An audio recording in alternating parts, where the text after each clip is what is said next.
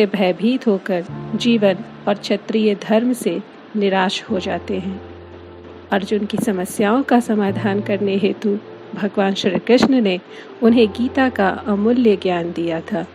अर्जुन की तरह ही हम सभी भी कभी कभी अनिश्चय की स्थिति में आ जाते हैं और अपनी समस्याओं से विचलित होकर भाग खड़े होते हैं। श्रीमद् भगवद गीता वर्तमान जीवन में भी प्रासंगिक है। यह अपनी प्रासंगिकता के कारण, जीवन के प्रति अपने दार्शनिक दृष्टिकोण के कारण भारत के साथ साथ विदेशों में भी लोगों का ध्यान अपनी ओर आकर्षित कर रही है। गीता का निष्काम कर्म का संदेश प्रबंधन गुरुओं को भी आकर्षित कर रहा है। श्रीमद् भगवद गीता में 18 अध्याय और 700 श्लोक हैं। यह धार्मिक ग्रंथ कृष्ण और अर्जुन के संवाद के रूप में है।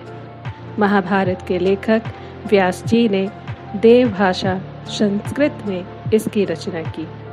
भारतीय परंपरा के अनुसार भगवद गीता का वही स्थान है जो उपनिषद और धर्म सूत्रों का है। उपनिषदों को गौ और गीता को उसका दुग्ध कहा गया है। इसका तात्पर्य यह है कि उपनिषदों में जो आध्यात्म है उनका सारांश गीता में है। ब्रह्म पुराण के अनुसार मार्गशीर्ष शुक्ल एकादशी का बहुत बड़ा महत्व है। द्वापर युग में भगवान श्री कृष्ण ने इसी दिन अर्जुन को श्रीमद् भगवद गीता का उपदेश दिया था। इस एकादशी को मोक्षदा एकादशी भी इसीलिए कहा जाता है। गीता के ज्ञान द्वारा भगवान श्री कृष्ण ने संपूर्ण विश्व के मानव को जीवन की ओर उन्मुख बनाने का कार्य किया है। गीता के प्रथम अध्याय का नाम अर्जुन विषाद योग है। शौर्य और धैर्य, साहस और बल, इन चारों गुणों की संयुक्त मात्रा से अर्जुन का व्यक्तित्व बना था और इन चारों के ऊपर 2 गुण थे, एक क्षमा, दूसरी प्रज्ञा। सहसा अर्जुन के चित्त पर एक दूसरे ही प्रकार के मनोभाव का आक्रमण हुआ। एक विचित्र प्रकार की करुणा उनके मन में भर गई और उनका क्षत्रिय स्वभाव लुप्त हो गया। जिस कर्तव्य के लिए वह कटिबद्ध थे उससे वह विमुख हो गए। ऊपर से देखने पर तो इस स्थिति के पक्ष में उनके तर्क धर्म युक्त लगते हैं, किंतु उन्होंने स्वयं यह माना है कि मन की इस कातरता के कारण उनका जन्मसिद्ध स्वभाव नष्ट हो गया था। वह निर्णय नहीं कर पा रहे थे कि युद्ध करें अथवा वैराग्य ले लें। इस मनोभावना की चरम स्थिति में पहुंचकर उन्होंने धनुष बाण एक ओर डाल दिया। भगवान श्री कृष्ण ने अर्जुन की यह स्थिति देखकर जान लिया कि अर्जुन का शरीर ठीक है, किंतु युद्ध आरंभ होने से पहले ही इस अद्भुत क्षत्रिय का मनोबल टूट चुका है। बिना मन के यह शरीर खड़ा नहीं रह सकता, इसलिए श्री कृष्ण के सामने उनका मित्रता का कर्तव्य आ गया। तर्क से, बुद्धि से, ज्ञान से, कर्म की चर्चा से, विश्व के स्वभाव से, उसमें जीवन की स्थिति से, ईश्वर के परिचय से तथा ब्रह्म के साक्षात दर्शन से अर्जुन के मन का उद्धार करना उनका लक्ष्य बन गया। दूसरे अध्याय का नाम सांख्य योग है।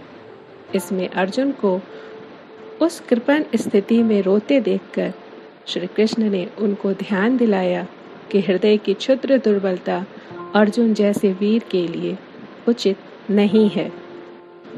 उन्होंने अर्जुन की अब तक दी हुई सभी युक्तियों को प्रज्ञावाद का झूठा रूप कहा।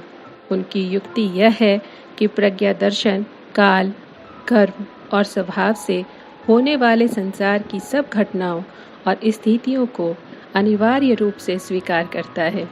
जीना और मरना, जन्म लेना और बढ़ना, विषयों का आना और जाना, सुख और दुख का अनुभव, ये तो संसार में होते ही हैं। इसी को प्राचीन आचार्य पर्यायवाद का नाम भी देते थे। काल की चक्र गति इन सब स्थितियों को लाती है और ले जाती है। जीवन के इस स्वभाव की जान लेने पर फिर शोक नहीं होता है।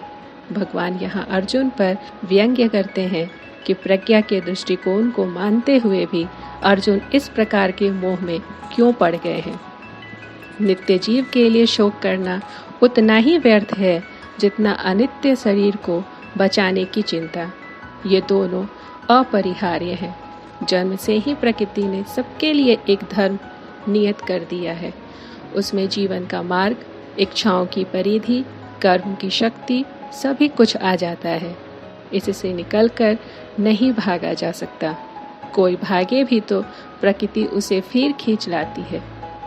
काल का परिवर्तन या परिमाण, जीवन की नित्यता और अपना स्वधर्म या स्वभाव, जिस युक्तियों से अर्जुन को भगवान ने समझाया है उसे उन्होंने सांख्य बुद्धि कहा है। इससे आगे अर्जुन के प्रश्न न करने पर भी उन्होंने योग मार्ग की बुद्धि का भी वर्णन किया। यह बुद्धि कर्म या प्रवृत्ति मार्ग के आग्रह की बुद्धि है। इसमें कर्म करते हुए कर्म के फल की आसक्ति से अपने को बचाना आवश्यक है। कर्मयोगी के लिए सबसे बड़ा डर यही है कि वह फल की इच्छा के दलदल में फंस जाता है। उससे उसे बचना चाहिए। अर्जुन को संदेह हुआ कि क्या इस प्रकार की बुद्धि प्राप्त करना व्यक्ति के लिए संभव है। व्यक्ति कर्म करे और फल न चाहे तो उसकी क्या स्थिति होगी। यह एक व्यावहारिक शंका थी। उन्होंने पूछा कि इस तरह दृढ़ प्रज्ञा वाला व्यक्ति कैसे जीवन व्यवहार करता है। आना जाना, खाना पीना, कर्म करना, उनमें लिप्त रहना और फल से उसकी इच्छा से निर्लिप्त रहना कैसे संभव है। कृष्ण ने कितने ही प्रकार के बाह्य इंद्रियों की अपेक्षा मन के संयम की व्याख्या की है। काम, क्रोध, भय, राग, द्वेष के द्वारा मन का सौम्य भाव बिगड़ जाता है और इंद्रियां वश में नहीं रहती। इंद्रिय जय ही सबसे बड़ी आत्म जय है। विषयों का स्वाद जब मन से जाता है तभी मन प्रफुल्लित, शांत और सुखी होता है। समुद्र में नदियां आकर मिलती हैं पर वह अपनी मर्यादा नहीं छोड़ता। ऐसे ही संसार में रहते हुए उसके व्यवहारों को स्वीकारते हुए अनेक कामनाओं का प्रवेश मन में होता रहता है, किंतु उनसे जिसका मन अपनी मर्यादा नहीं खोता उसे ही शांति मिलती है। तीसरे अध्याय का नाम है कर्मयोग। अर्जुन ने स्पष्ट प्रश्न किया कि सांख्य और योग, इन दोनों मार्गों में आप किसे अच्छा समझते हैं और क्यों नहीं यह निश्चित कहते हैं कि मैं इन दोनों में से किसे अपनाऊं। श्री कृष्ण ने इसका उत्तर देते हुए कहा कि लोक में दो निष्ठाएं हैं। ज्ञान योगियों के लिए योग है और कर्म मार्गियों के लिए कर्म योग। यहाँ कोई व्यक्ति कर्म नहीं छोड़ सकता है। मन में कर्मेंद्रियों को रोककर कर्म करना ही सरल मानवीय मार्ग है। कृष्ण ने चुनौती के रूप में यहाँ तक कह दिया कि कर्म के बिना तो खाने के लिए अन्न भी नहीं मिल सकता। श्री कृष्ण ने कर्म के विधान को चक्र के रूप में उपस्थित किया। उन्होंने बतलाया कि न केवल सामाजिक धरातल पर विभिन्न व्यक्तियों के कर्म चक्र आपस में पिरोए हुए हैं, बल्कि पृथ्वी के मनुष्य और स्वर्ग के देवता दोनों का संबंध भी कर्म चक्र पर आश्रित है। प्रत्यक्ष है कि यहाँ मनुष्य कर्म करते हैं, कृषि करते हैं और दैवी शक्तियाँ वृष्टि का जल भेजती हैं। एक में मानवीय कर्म, दूसरे में दैवी कर्म। कर्म के बिना समाज का ढांचा खड़ा नहीं रह सकता। श्री कृष्ण ने स्वयं अपना दृष्टांत देकर कहा कि मैं नारायण हूँ। मेरे लिए कुछ कर्म शेष नहीं है, फिर भी तंद्रा रहित होकर कर्म करता हूँ और अन्य लोग मेरे मार्ग पर चलते हैं। अंतर इतना ही है कि जो मूर्ख हैं वे लिप्त होकर कर्म करते हैं, पर ज्ञानी असंग भाव से कर्म करता है। गीता में यही एक साभिप्राय शब्द बुद्धि भेद है, अर्थात जो साधारण समझ के लोग कर्म में लगे हैं उन्हें उस मार्ग से उखाड़ना उचित नहीं है, क्योंकि वे ज्ञानवादी नहीं बन सकते और यदि उनका कर्म भी छूट गया तो वे दोनों ओर से भटक जाएंगे। चौथे अध्याय का नाम ज्ञान कर्म संन्यास योग है। इसमें बतलाया गया है कि ज्ञान प्राप्त करके कर्म करते हुए भी कर्म संन्यास का फल किस उपाय से प्राप्त किया जा सकता है। मानधाता, सुदर्शन आदि अनेक चक्रवर्ती राजाओं के दृष्टांत दिए गए हैं। इसी अध्याय में यह आश्वासन है कि जब जब धर्म की हानि होती है तब तब मनुष्यों के बीच भगवान का अवतार होता है। 5वें अध्याय का नाम कर्म संन्यास योग है। इसमें कर्म के साथ जो मन का संबंध है उसके संस्कार पर या उसे विशुद्ध करने पर विशेष ध्यान दिलाया गया है। जीवन के जितने कर्म हैं सबको समर्पण कर देने से व्यक्ति एकदम शांति के ध्रुव बिंदु पर पहुंच जाता है और जल में खिले कमल के समान कर्म रूपी जल से लिप्त नहीं होता है। 6ठा अध्याय आत्म संयम योग है।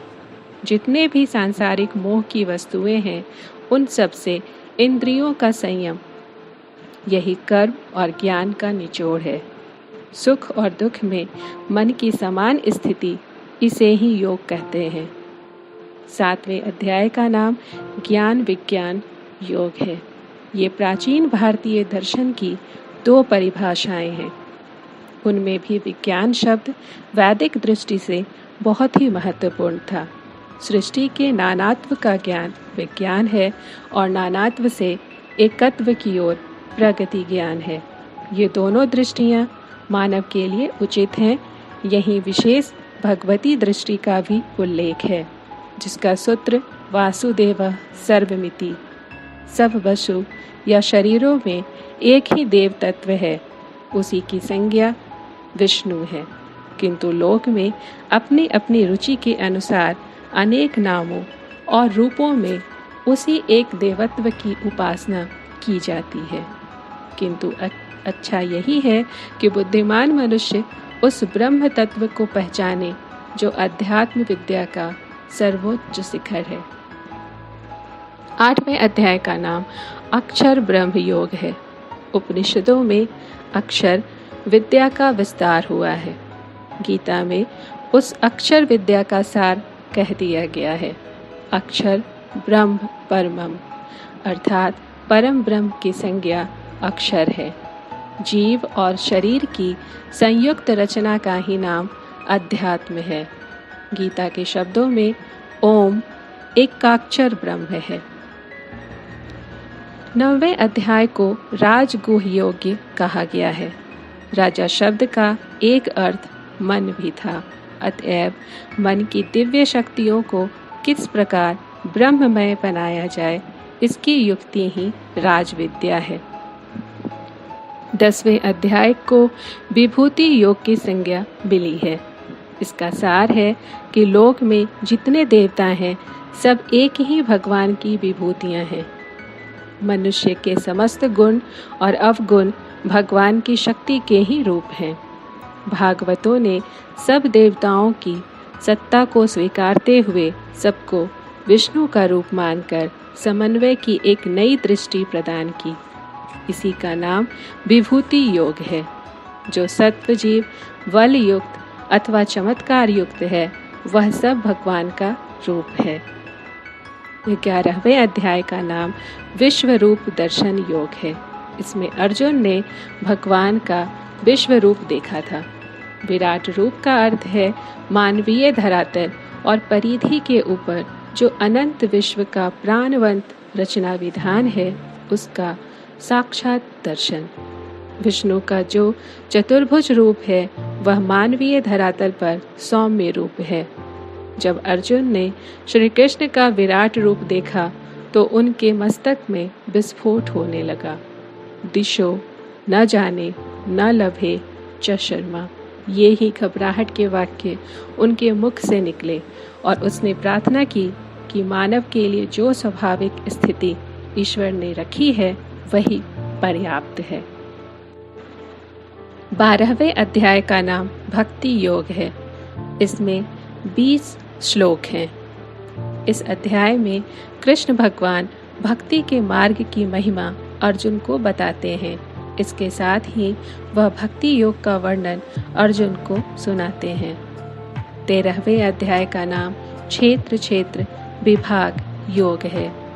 इसमें एक सीधा विषय क्षेत्र और क्षेत्रज्ञ का विचार है। यह शरीर क्षेत्र है, उसका जानने वाला जीवात्मा क्षेत्रज्ञ है। 14वें अध्याय का नाम गुणतय विभाग योग है। यह विषय समस्त वैदिक, दार्शनिक और पौराणिक तत्व चिंतन का निचोड़ है। सत्व, रज, तम, नाम 3 गुण त्रिकों की अनेक व्याख्याएं हैं। गुणों की साम्यावस्था का नाम प्रकृति है। गुणों के वैषम्य से ही वैकृत सृष्टि का जन्म होता है। अकेला सत्व शांत स्वभाव से निर्मल प्रकाश की तरह स्थिर रहता है और अकेला तम भी जड़वत निश्चेष्ट रहता है, किंतु दोनों के बीच में छाया हुआ रजोगुण उन्हें चेष्टा के धरातल पर खींच लाता है। गति तत्व का नाम ही रजस है। 15वें अध्याय का नाम पुरुषोत्तम योग है। इसमें विश्व का अश्वत्थ रूप में वर्णन किया गया है। यह अश्वत्थ रूप संसार महान विस्तार वाला है। देश और काल में इसका कोई अंत नहीं है, किंतु इसका जो मूल या केंद्र है उसे ऊर्ध्व कहते हैं। वह ब्रह्म ही है। एक और वह परम तेज जो विश्व रूपी अश्वत्थ को जन्म देता है, सूर्य और चंद्र के रूप में प्रकट है। दूसरी ओर वही एक एक चैतन्य केंद्र में या प्राणी शरीर में आया हुआ है। 16वें अध्याय का नाम दैवासुर संप विभाग योग है। आरंभ से ही ऋग्वेद में सृष्टि की कल्पना दैवी और आसुरी शक्तियों के रूप में की गई है। यह सृष्टि के रूप की कल्पना है। अच्छा और बुरा, प्रकाश और अंधकार, अमृत और मर्त्य, सत्य और असत्य।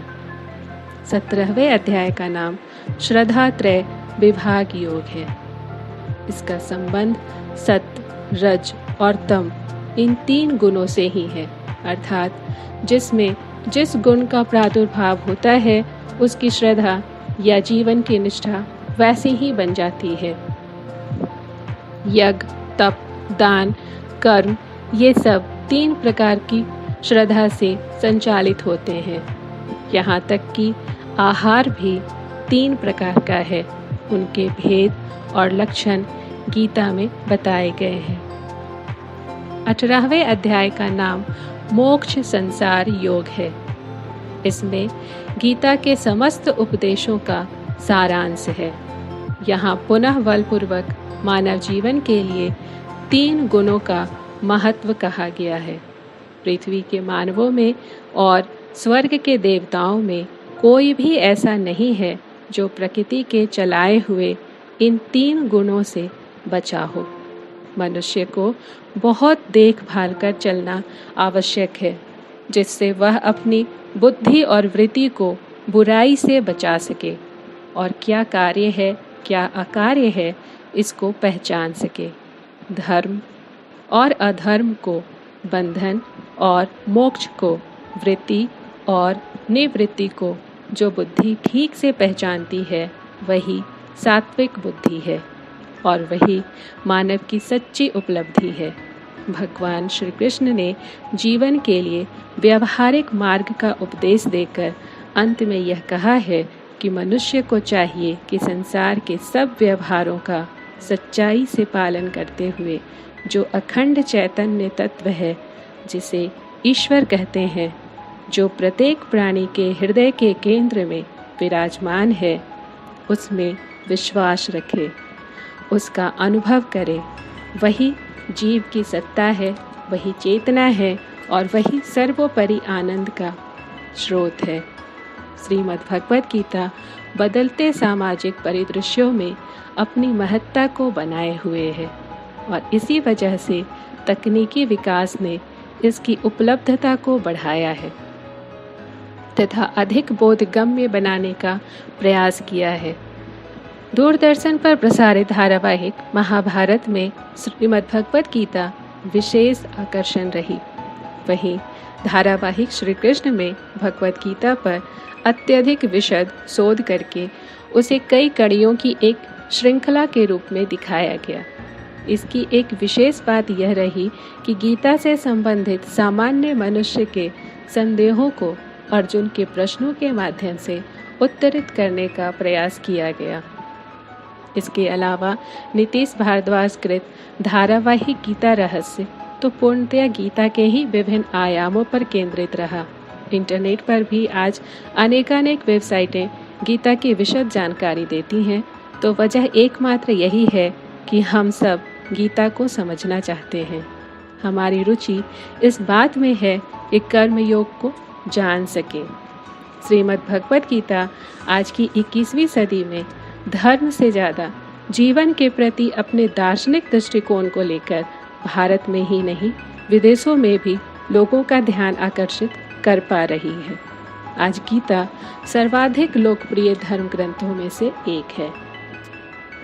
भगवान श्री कृष्ण कहते हैं कि सबसे पहले मैंने यह ज्ञान सूर्य को दिया। सूर्य ज्ञान का प्रतीक है, अतः श्री कृष्ण के वचन का तात्पर्य है कि पृथ्वी की उत्पत्ति से पहले भी अनेक स्वरूप अनुसंधान करने वाले भक्तों को यह ज्ञान दे चुका हूँ। यह गीता ईश्वरीय वाणी है जिसमें संपूर्ण जीवन का सार है एवं आधार है। मैं कौन हूँ, यह देह क्या है, इस देह के साथ क्या मेरा आदि और अंत है, क्या शरीर त्याग के बाद भी मेरा अस्तित्व होगा, अगर होगा तो कहाँ और किस रूप में होगा, मेरे संसार में आने का क्या कारण है, शरीर त्याग करने के बाद कहाँ जाना होगा। हम सभी मनुष्य इसके संबंध में सोचते हैं किंतु अपने स्वरूप और स्वयं को जान नहीं पाते हैं। गीता में इन सभी प्रश्नों के सहज उत्तर दिए गए हैं। इस शरीर में 36 तत्व जीवात्मा की उपस्थिति के कारण जुड़कर कार्य करते हैं, जिन्हें क्षेत्र कहा गया है, और जीवात्मा इस क्षेत्र में निवास करता है। वही इस शरीर का स्वामी है, परंतु एक तीसरा पुरुष भी है। जब वह प्रकट होता है, अधिदैव अर्थात 36 तत्वों वाले इस शरीर को और जीवात्मा का नाश कर डालता है। यही उत्तम पुरुष ही परम स्थिति और परम सत्य है। शरीर में स्थित और शरीर त्याग कर जाते हुए जीवात्मा की गति का यथार्थ वैज्ञानिक एवं तर्क संगत वर्णन गीता में हुआ है। जीवात्मा नित्य है और आत्मा को जीव भाव की प्राप्ति हुई है। शरीर के मर जाने पर जीवात्मा अपने कर्मानुसार विभिन्न योनियों में विचरण करता है। गीता का प्रारंभ धर्म शब्द से होता है तथा गीता के 18वें अध्याय के अंत में इसे धर्म संवाद कहा गया है। धर्म का अर्थ है धारण करने वाला अथवा जिसे धारण किया गया है। धारण करने वाला जो है उसे आत्मा कहा गया है और जिसे धारण किया गया है वह प्रकृति है। आत्मा इस संसार का बीज अर्थात पिता है और प्रकृति गर्भ धारण करने वाली योनि अर्थात माता है। धर्म शब्द का प्रयोग गीता में आत्म स्वभाव एवं जीव स्वभाव के लिए जगह जगह प्रयुक्त हुआ है। इसी परिप्रेक्ष्य में धर्म एवं अधर्म को समझना आवश्यक है। आत्मा का स्वभाव धर्म है अथवा कहा जाए धर्म ही आत्मा है। आत्मा का स्वभाव है पूर्ण शुद्ध ज्ञान। ज्ञान ही आनंद और शांति का अक्षय धाम है। इसके विपरीत अज्ञान, अशांति, क्लेश का, अधर्म का द्योतक है। आत्मा अक्षय ज्ञान का स्रोत है। ज्ञान शक्ति की विभिन्न मात्रा से क्रिया शक्ति का उदय होता है। प्रकृति का जन्म होता है। प्रकृति को गुण, सत्व, रज, तम का जन्म होता है। सत्व रज की अधिकता धर्म को जन्म देती है। तम रज की अधिकता होने पर आसुरी प्रवृत्तियां प्रबल होती हैं। तब धर्म की स्थापना के लिए अविनाशी ब्रह्म देह धारण कर अवतार लेते हैं। हम सबको बुद्धि को सूक्ष्म करते हुए महाबुद्धि आत्मा में लगाए रखना चाहिए तथा संसार के कर्म अपने स्वभाव के अनुसार सरलता से करते रहना चाहिए। स्वयं के स्वभावगत कर्म करना सरल है और दूसरे के स्वभावगत कर्म को अपनाकर चलना कठिन है, क्योंकि प्रत्येक जीव भिन्न भिन्न प्रकृति को लेकर जन्मा है। जीव जिस प्रकृति को लेकर संसार में आया है, उसमें सरलता से उसका निर्वाह हो जाता है। श्री कृष्ण ने संपूर्ण गीता में बार बार आत्मरत, आत्मस्थित होने के लिए कहा है। स्वाभाविक कर्म करते हुए बुद्धि का अनासक्त होना सरल है, अतः इसे ही